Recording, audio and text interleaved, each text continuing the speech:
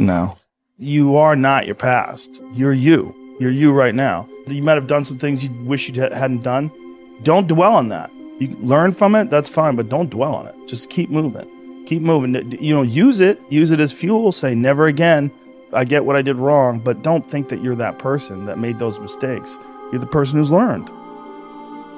I think that endurance, enduring something, and building up that ability to endure things, that's also a very important mechanism that you could apply to everyday life.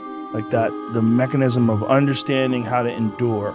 Because a lot of people are just running from discomfort. They're running from it. They're just avoiding it. It's so easy to. And like if you get distracted for a second, you're like, let me check my phone. You just start going through your phone and looking at bullshit, and you're just distracting yourself from the tiniest frustration of boredom. Just the little, we don't get bored anymore. Or if we get bored for these tiny amounts of time, then you get distracted. So your distraction is eliminating your boredom. But the problem with that is like, there's certain thoughts that only come to you when you're thinking, when you don't have any input coming in.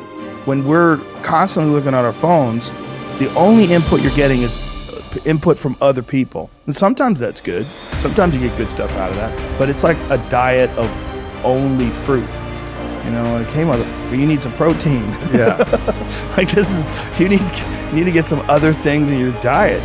And I think having discomfort in your diet, like having it as a regular part of your life, it minimizes the amount of other kinds of bullshit.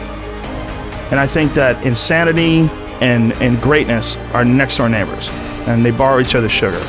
There's something about mastery, like true mastery, that requires you to shut off massive areas of your life, personal areas, relationships, education. My education was a joke.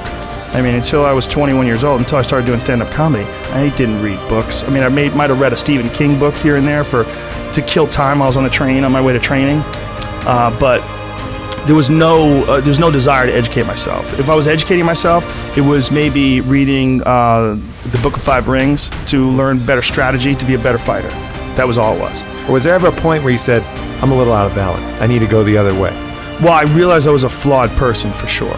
And I think in realizing that you're a flawed person... What helped you realize that? Just being an idiot, realizing, girls would get mad at me, or maybe guys would get mad at me, whatever it was. I realized that I had flaws, I knew that I was... And then also failing at comedy. One of the hardest things to do is to go from being really great at something to sucking at something. And that something that you suck at is now your path. And that's what I found myself in comedy. I could get laughs every now and then, but I knew I wasn't anything special. I knew I was terrible. And there was something exciting about being terrible because I had potential, because there was potential for growth. If you start doing it and you're great at it, like naturally, like maybe I wouldn't have had the motivation to do it as a living for 25 years like I've done. I don't know. But at that time, making that transition from martial arts competition to being a comedian, that's when I started going down the road of balance and started trying to balance myself as a person. And I started trying to almost educate myself to have more things to talk about on stage. And then along the way, my curiosity started to blossom. And then I started to just be interested in things for being interested in them.